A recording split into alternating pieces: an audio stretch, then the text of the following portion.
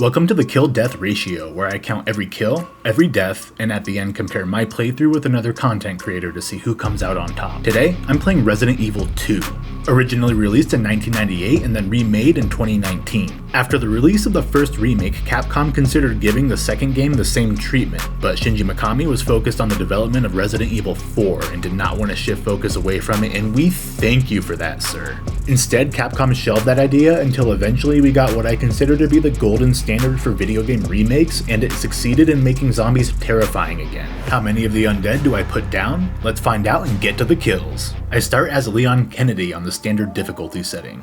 The game begins with a trucker smashing a greasy burger with talk radio in the background. The caller is detailing a story about an encounter with a walking corpse, and I don't need to crack a joke here because the trucker has us covered. Sounds like my wife. Does AT&T make radios? Because he loses service, and as he takes his eyes off the road, he smashes into somebody.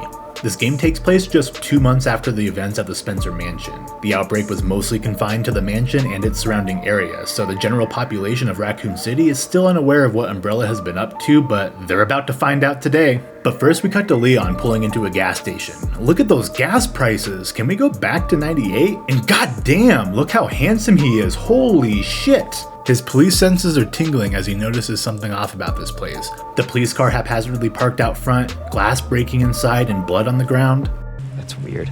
I enter the gas station and approach the attendant when Leon asks if he's alright. Oh, he'll be fine, Leon. In the back, a fellow officer is struggling to make an arrest and gets knocked to the ground. He receives the world's worst hickey as Leon watches on. The cop clearly doesn't taste too good because of the zombie shambles my way because Leon is a fucking snack. Capcom did an excellent job making ordinary zombies frightening. They don't usually go down with a couple headshots, and unless their head explodes, chances are they'll just get right back up. It makes it far more believable that they can easily overrun the city when they're that hard to kill. Right on cue, he gets up and I land my first kill of the game.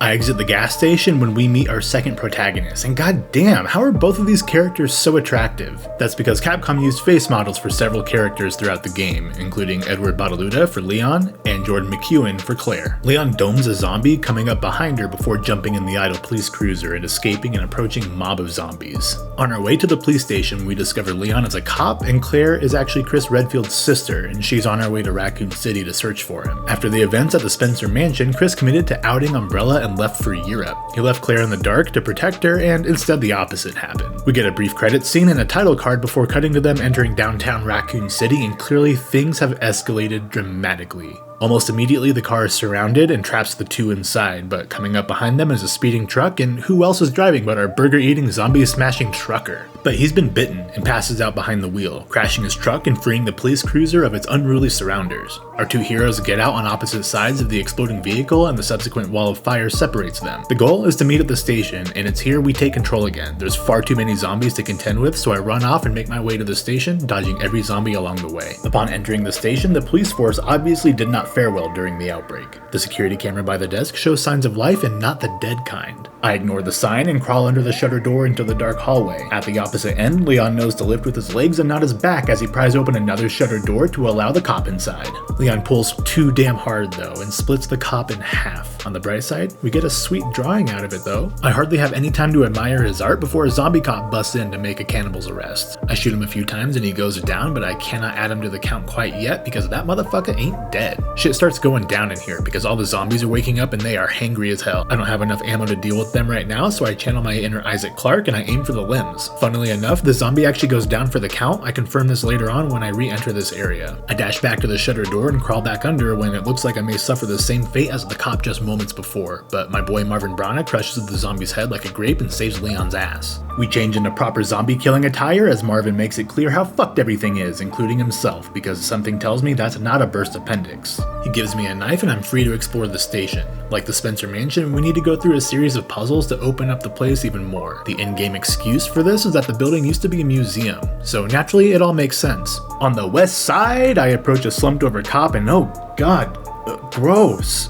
I don't think he'll be coming back. Down the hall, a zombie breaks through a window and is promptly added to the count as her head simply disappears. This game does a fantastic job of environmental storytelling. In just this hallway alone, you can see the abrupt chaos this place experienced as the outbreak started, and like the first game, you gain additional details by picking up notes strewn about the place. I head into the weapon storage room when a couple zombies rudely barge in. Their mistake though, as I bury a few rounds into their heads and finish one off with a knife. This cop is sleeping on the job, which I can't abide by, so I slash him up and add him to the count. I come across my desk and find out my fellow officers set up a little riddle for me to use my big detective brain to solve. After grabbing everything I need to, I clear this room of its last zombie and make my exit. Scattered throughout the station are wooden boards used to block off open windows to prevent zombies from entering. I utilize these consistently in order to make exploration much easier and limit the amount of zombies littering the hallways. In the save room, I developed some film to get a hint for an upcoming puzzle. This game's save room music, while still nice, just doesn't compare to the first games, in large part to it only playing when entering the dark room.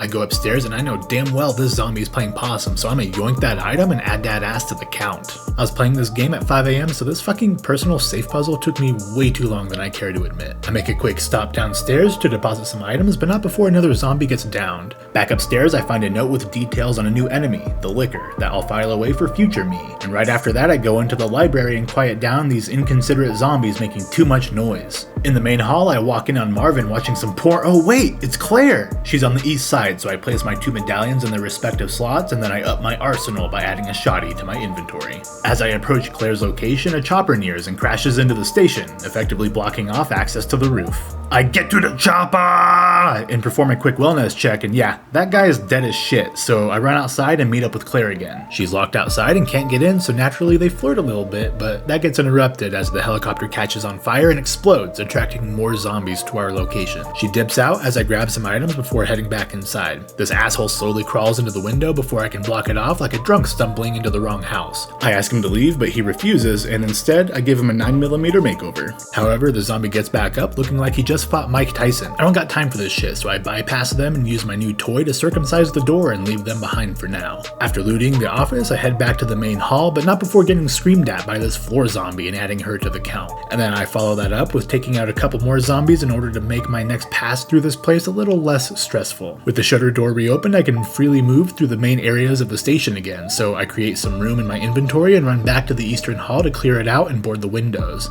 I add 2 zombies here and put down this zombie too, but he won't be added to the count because he gets back up and busts into the room as I'm leaving. Now I'm on the 3rd level on the west side in this poorly lit hallway. The window is busted out and there's something fucking moving on the ceiling. I approach cautiously because who actually wants to deal with that shit? Lickers are basically Daredevil as they're blind but can sense noise at a superhuman level, so I inch my way into the stars room to safety. Lickers are actually cousins to the Crimson Head from the previous game. They're zombies that have undergone a second set of mutations leading to this monstrosity. I gather myself in this room and exit, but the Licker's gone. Nope, the fuckface is waiting to scare me and pops his big wrinkly brain around the corner to say hi to my shotgun. Leon is weirdly calm during this fight. Son of a bitch. While I'm behind the screen about to shit my pants. The Licker absorbs more slugs than anticipated and takes me down to low health in one swipe, and then jumps on me as I reload. I thought for sure I was dead, but used my flashbang to stun the fucker and finally finish it off for good. I enter a different room and use C4 to make a big boomy in order to get the final medallion. I pick it up and book it out of there as zombies and a Licker come for me. Now that the 3rd medallion is in place, I wish Marv sweet dreams and head into the room below. I saunter along the catwalk below the police station, but I'm not alone down here. Only a few seconds later, Leon gets attacked by a giant eyeball with a man attached to it. They say to open your 3rd eye, but god, this is ridiculous, man. If it's not obvious enough, the goal is to continually shoot the eyeball while running around the room to avoid him. As the fight progresses, he gets angry and starts banging his pipe against the machinery, making the room fill with steam. He's pretty quick, so I typically only have a couple opportunities to shoot the eye before I need to turn and run again. After just a few rounds of this, his eye turns red and he falls over the ledge into the darkness below. But come on, we know that dude isn't dead yet. Conveniently, the ladder drops down once he's gone, granting access to the parking garage above. Leon climbs into the parking garage, but the only way out needs a badge. Behind him comes a Doberman offering to give him the quick way out and pounces on him, but Leon's mysterious stranger perk arrives to blow a hole in the dog's neck and saves him. She flashes her FBI badge and tells him to find a way out. I'm freaking trying, okay? I follow her, but first, I'm not letting this zombie try to surprise me later, so I take it down and add it to my tally. Despite all their rage, these zombies are locked in their cage, and further down is a real-life human ripping on some cigs. A real human. Yeah, that's what I just said. He claims the police chief is dirty, which we'll explore more in Claire's campaign. As the conversation continues, he offers up the parking garage pass if I get him out. He starts getting uneasy because there are some strange noises coming from down the hall. He backs up towards the wall, which proves to be a huge mistake because an arm busts through and picks him up by his face. I feel like I'm watching Game of Thrones again as our new friend's head is crushed and the big strong arm stomps off. Just in time, our savior walks up, and where the fuck was she anyway? There's nowhere else to go in this area, and I followed her in here. She subtly confirms everything Dead Ben said was true and walks away, but Leon is already sick of her cryptic shit and grabs at her. We eventually find out her name is Ada, who was mentioned briefly in a note in the first game. I run back through the parking garage to the opposite side where I wind up in the kennel. I find 3 dogs locked in their cages, and because I know damn well they won't stay there, I proactively put them down. In the morgue, I pick up an important key which prompts the 2 zombies in here to jolt awake. I run out and wait for them to break through the door, but they have kneecaps of steel and won't go down, so I cram a grenade into one of their mouths and get back. It only kills one of them, so I empty a few rounds into the other and put him down for good. It's way too dark in this motherfucker, so next step is turning on the power, but as soon as I do, a doggy comes at me and gets added to the count. Not too long after that, 3 more dogs want to use me as a chew toy, so I make them chew on my gun and I chalk them up on the count. Out in the garage, there's another 3 dogs who find themselves on the receiving end of my boomstick. With the power restored, I go back into the station, but in this hallway are 3 more zombies that allow me to extend my killing spree. The cop from earlier reawakens and is rightfully pissed, but using my knife I bring an end to it. Should that be a half kill? Nah. I check on Marv, but it looks like he's succumbed and turned into a zombie. I leave him and come up on another liquor. I toss a flashbang, then unload my shotgun into it, but instead it shows me its ass, and due to that power move I run away to reload since they haven't figured out how to use doors. Once I re-enter, I find the liquor has fled like that shiny Cubone I missed in Pokemon Blue. I'm not as sad about this one though. I jump through the window and look who it is, still presenting that ass to me I see. One more shotgun blast and the liquor is added to the count. But shit! Another one comes running around the corner and uses Mega Slash. I immediately heal and run off looking for safety. I gain my composure and then peek my gun out to pop the head of zombie venom. Upstairs, I take out a couple more zombies lying in wait between the tall stacks of boxes, and then I climb down the ladder, but it can't handle the weight of Leon's massive balls and collapses. I'm on the other side of the helicopter and need a way to put out the fire. Down the stairs are a couple zombies requesting some attention, which I provide them by adding them to the count before going into the boiler room to nab another key. Once the fire is put out, Mr. X makes a big dick entrance by effortlessly lifting the chopper and power walking my direction like some sort of slasher movie villain. He was given his name because very little is actually known about him other than the fact that he's a newer version of the Tyrant, similar to what we fought in the first game. He's at his most lethal when stalking the narrow hallways lined with other enemies, which is why I emptied out the police station and boarded the windows. In the library, I move some shelves to gain access to the clock tower above, but X gonna try and give it to me and charges in. I run up top and enter the clock tower where I'm safe from all enemies. After a simple gear puzzle, I get what I need to grab the reporter's badge so I can finally leave this shit factory. I pick up his recorder that reveals details about an orphanage, which is a spot we'll visit in Claire's run, and some shady shit Umbrella has been up to. What else is new? There's mention of a G-virus, but more on that later. I pick up the parking garage pass, and on my way out, the jail doors open up, freeing all the criminal zombies from their cells. Down the second hallway, Mr. X is angrily fee-fi-fo fumming his ass to me, but I got a surprise for you! Gotcha, bitch! I slip by him and get to the garage, but X is pissed and busts through the wall, grabbing Leon by his neck. Luckily, Ada is there and rams old ballsack face into the wall. This is getting old. Saving your ass, that's twice. Yeah, well, I'll get you back, alright? Outside, Ada points out the obvious, so we enter the gun shop. I grab some leftover items and a note from our favorite Valentine. As we leave, a stranger pulls a gun on Leon while a creepy little girl watches. She's staring into my soul. After a little back and forth, we move on to the sewers where Umbrella hides their lab. Makes perfect sense, actually. Ada reveals that Annette Birkin is the one responsible for releasing the G-virus and she intends to bring her down. We progress further into the sewer when something massive moves up ahead. Leon drops down into the poopy water, which turns out to be a terrible idea, and it's not because of the turds floating around his legs. A gigantic gator resides here, proving once and for all that sewer gators aren't just a myth. We get a Crash Bandicoot style chase sequence where I zig this way and zag that way. See, Rickon, it's not that hard. After about a minute of this, I slide down and shoot the punctured pipe, blowing its head wide open. Then we run into Annette Birkin being fucking weird and admiring a dead body. Ada demands the G-virus, but Annette distracts them with wonders of fire and runs away. Ada follows, but Annette shoots at her, causing Leon to heroically take a bullet for her. Annette escapes, and with Leon incapacitated, Ada tucks him in using her trench coat. Then we see Ada rocking that red dress as an homage to her outfit in the original game. Fashionable, but not very practical. Ada comes equipped with a new device used to remotely hack and control nearby equipment. I scan the area and overload the fan, allowing me to move forward. In this room are some zombies I promptly add to the count. I don't have enough ammo to deal with each one, so I bypass this place to the catwalk above. Ada catches a brief glimpse of Annette, but we're not the only ones down here. Mr. X did not appreciate being hit by a van, so she's next up on his punch list. Already injured from the zombies in the previous room, I attempt to buy some time by stunning him, but dude's got a head made of brick and picks Ada up by her face. I thought I was about to die here, but luckily I had a flash grenade I used to temporarily stun him. On the brink of death, I'm able to escape into the next room. The ID badge I need is just chilling in the furnace, which is not suspect whatsoever. Just kidding, it is, because Annette's stupid face pops up in the window. Using the hacking device, I unlock the door before the timer hits 0. I exit, only to have Annette waiting for me yet again. Ada accuses Annette of matricide, which gets her feeling a little murdery as she attempts to smash Ada with whatever the fuck that thing is. Ada is able to dodge it, but not without consequence as she falls into the trash heap below and impales her leg, rendering her immobile. We flip back to Leon waking up all alone. I drop down into the sewer, which I don't think is a great place to be, considering he has a bullet wound in his shoulder. Hope you don't get shit in your hole, dude. I pick up a videotape, but this zombie gets all aggro for some reason. He's persistent as hell and takes several bullets to go down for good. Up above, I add another zombie to the total. 2 more ambush me from around the corner. I'm able to successfully kill one, but the other comes back the next time I'm in here. Back in the poop water, I approach this disgusting pulsating mass. I'm not playing around, so I toss a grenade at it, and it one-ups my attitude by anger puking out these little fishy fucks that I promptly kill and bring my total to 50. I just want this thing to go away, and after using several grenades and bullets, it finally goes down with a shotgun blast. Later, I'm in an office as Leon hears some noise. He investigates and sees Sweet D sleeping in some trash. Oh, wait, no, that's Ada. I pop the videotape into the VCR and watch as some soldiers get their ass beat by the monster I fought earlier. It shows them crushing vials of the T-virus. Some rats gobble up that sweet viral nectar and the tape ends. Leon guesses the rats were the ones responsible for spreading the virus around Raccoon City, but we can't dwell on the past because we have more important things to consider, like grabbing some chess pieces.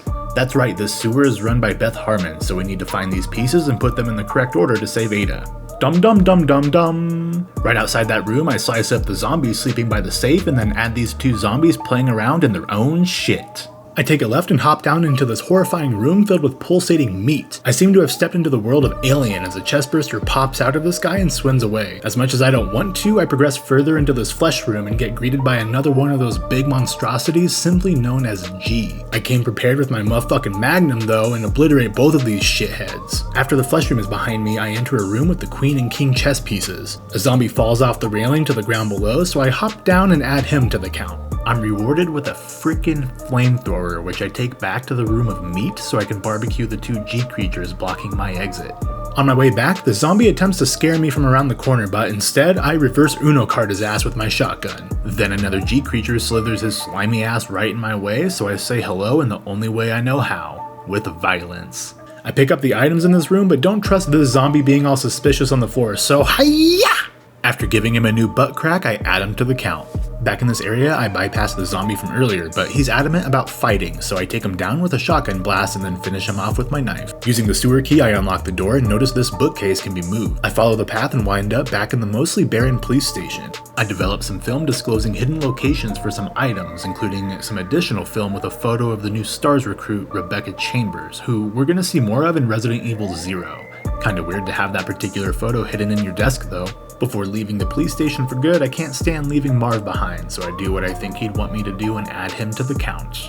I head back downstairs and into the sewers, and here I take some time to grab the final items I left and get ambushed by a couple zombies who were swimming in shit. Gross, guys. I down them but only succeed in killing one. Finally, I grab the chess pieces and put them in their proper place so I can go save Ada. I turn the power on, but Captain Fuckface is back, punching through the ceiling trying to grab Leon. I do a little bobbing and weaving until he gets tired of my sick moves and busts through the door. I run right by him and race along the catwalk until I drop down next to a container. It's time to fight it again, so I move the container away, creating a little space. The goal is to knock him off the ledge again, but instead I do that to myself, marking my first death of the game and of the series. I do a pretty shit job of avoiding his blows, but I brought enough healing items with me to keep me afloat until I send him hurtling into the pit below. But since you don't see a kill graphic, you know what that means. Let's hope that's the last of them. we'll keep that surprise for later. With that finished, we can finally go save Ada, and she has Leon pull the shard out of her legs so we can take the cable car to the final part of the game, the Nest Labs. Leon gets all gung-ho about taking down Umbrella while Ada is like, hold the fuck up bro, I'm doing this myself after we get the virus. And that's not suspicious in the slightest. Leon's all up in his feelings, so he pulls out the trust card and Ada's like, trust this. Before he can get too excited, we pull up to the labs and leave Ada behind. I head into the cafeteria and follow the trail of blood to find 4 zombies that need killing. I add them to the count and climb up the ladder. I drop into the kitchen and check out the leftover food. That shit looks fresh and tasty. Immediately on my left is a zombie in body armor. You can block my bullets, but not my knife, sucker. I enter the eastern side after upgrading my security clearance and immediately find the next upgrade is pinned to the window in a greenhouse. Based on my experience with plants in the first game, I know this shit ain't good, which is confirmed right away in the next room as a mutated plant zombie falls from the ceiling. I light it up and do the same to the other zombie in here. In the lab is a note about Plant 43, which explains why this place has gone tits up. Of course, these assholes didn't learn anything from Plant 42. Also, what's up with this body? Lisa Trevor, is that you? Back in the greenhouse, I rid this area of more IVs, and since they can regenerate, I make damn sure they look like the food at the bottom of an oven. I look above me and notice one hanging from the ceiling, so I proactively add him to the count. And using the Tetris pieces on the ladder, I input the code in the computer to unlock the way below. I climb down the ladder and notice a crowd of zombies looking like they gave up trying to get the food in the vending machines, but with fresh meat in the room, I don't take any chances and add all 3 of them to the count. Once they've been taken down, I wander down the hall when a couple lickers bust through the ceiling. I get absolutely wrecked here for my second death of the game. Once I respawn, I add those 3 zombies to the count again and exceed my total from the first game. I toss a grenade at the licker and haul ass, but they're quick and one pounces on me. I jam a grenade in its mouth and add it to the count with a bang. As for the second licker, I finish that one off with my shotgun. In the stairwell, this dipshit never turns around, so he never sees this coming. Another zombie falls from the railing and is finished off with a knife. At the top of the stairs is another zombie to pad my stats. I pick up a signal modulator, which will allow me to backtrack and power up some areas that were previously blacked out, like my 21st birthday. I unlock the doors downstairs and find the sleeping zombie. It's time to wake up and die, lady. With the modulator in hand, I head back to the first part of the lab, but another Ivy is waiting for me on the steps, so I bust out the flamethrower and do some cooking. I head back to the nap room to find out someone never left. They tumble out and I put them into a permanent nap state. After a bit of back and forth and puzzle solving, I create the compound needed to kill the overgrown vines in the greenhouse. With the plant gone, it releases a couple more IV zombies that I promptly roast. Baked zombie. After I grab the security badge, Testicle Face charges in and breaks the glass. I turn and run to the western side of the labs and find another videotape. This is where we find out Dr. William Birkin was willing to sacrifice his life to protect the G-Virus, claiming it as his life's work. One of the soldiers seen in this tape is popular character Hunk, who is only playable in some minigames in a handful of titles. Further into these labs, we come across large vats of some Cronenbergs before grabbing the G-Virus sample and stocking up on all the weapons, ammo, and health items that I can carry. I grab the sample and head back to Ada, but of course it's not that easy as our path is blocked by this pain in my ass. Look at his little T-Rex arm though, that's adorable. Annette comes in and shoots him with some random bullshit. She calls him William, and here we learn that this monster is her husband, William Birkin, who we just saw get shot in the previous videotape. She confesses to Leon that he injected himself with the G-Virus in an attempt to save his own life after being shot up by Umbrella's soldiers. Annette and William discovered the G-Virus when it was found isolated in the body of test subject Lisa Trevor, who we saw in Resident Evil 1. William, or what's left of him, wakes up and tosses his wife like a ragdoll, then sprouts some new arms looking like a scary-ass Goro. Finally, it's time to face off against this thing one more time. Over the course of about 3 minutes, I avoid his attacks and expend all my magnum ammo shooting its many eyeballs until it expels some goop and collapses, finally being added to the count. I take the lift up to find Annette still breathing but critically injured. She requests Leon destroy the G sample, but he says it's evidence as he plans to give it to Ada. She claims Ada is an FBI and plans to sell the sample to the highest bidder. On my way back to the central area, Ada meets Leon on the catwalk and asks for the sample. Leon questions her, but she pulls her gun on him and breaks Leon's little heart. I was just some pawn to you. Leon lowers his gun and calls her bluff, but then Annette has just enough life in her to try and take Ada's and shoots her. The lab's self-destruct system is going off and begins to crumble. Leon catches Ada from falling and in the process drops the G sample into the pit below. He's unable to pull her up though, and she falls into the darkness. We have no time to mourn as a 10-minute timer begins counting down. Using the central elevator, I reach the bottom level when a familiar face pops up on the monitor. Turns out Claire's down here too. The feed breaks, breathing new life into Leon now that he has someone else to try and save. I stop by the item box and load up on the important stuff, because Mr. X can't have our escape be too easy as he shows up and continues the chase. Leon is cut off by an explosion and gets picked up by X, but then another explosion knocks Mr. X off balance, making him drop Leon. You'd be foolish to think he's dead though, because instead he's reached his final tyrant form and is ready for a fight. I shoot at his giant heart titty as he gets more and more aggro. Eventually he performs a one-hit KO and gives me my third and final death of the game. On my second attempt, I deal enough damage that a case containing a rocket launcher slides down onto the lift, revealing that Ada somehow survived that long-ass fall and also giving me some deja vu to when Jill killed the tyrant in the first game. I pick up the rocket launcher and take aim. The rocket hits Mr. X square in his chest, blowing up his upper half and giving us a satisfying ending to this fight. I exit the lift, but 6 zombies block my way out, and since I have this sweet ass weapon, I use a rocket and earn myself a killtrocity here for the final kills of the game. Leon arrives just in time to jump on the train and make his escape. He enters the train and Claire's there, and wait, who the fuck is that? We'll find out in Claire's playthrough as they ride the train to safety and we ride into the numbers. I ended my playthrough with 97 kills as Leon Kennedy and 2 kills as Ada Wong, narrowly missing out on triple-digit kills. This game doesn't include an endgame screen kill counter for me to cross-reference, so y'all are just gonna have to believe me. Again, zombies are the most common enemy, and the handgun is the most frequently used weapon. I died a total of 3 times as Leon and 0 times as Ada, bringing my kill-death ratio to 33. I chose to compare my playthrough with Markiplier, who played through the whole game when it came out in 2019. Admittedly, his playthrough was difficult to count since he ran through the game in the most chaotic way possible and did not confirm many kills. I was generous with his body count though and tallied a total of 103 as Leon and just 1 as Ada. I counted a total of 8 deaths, with Mr. X being the leading cause. That brings his kill death ratio to 13.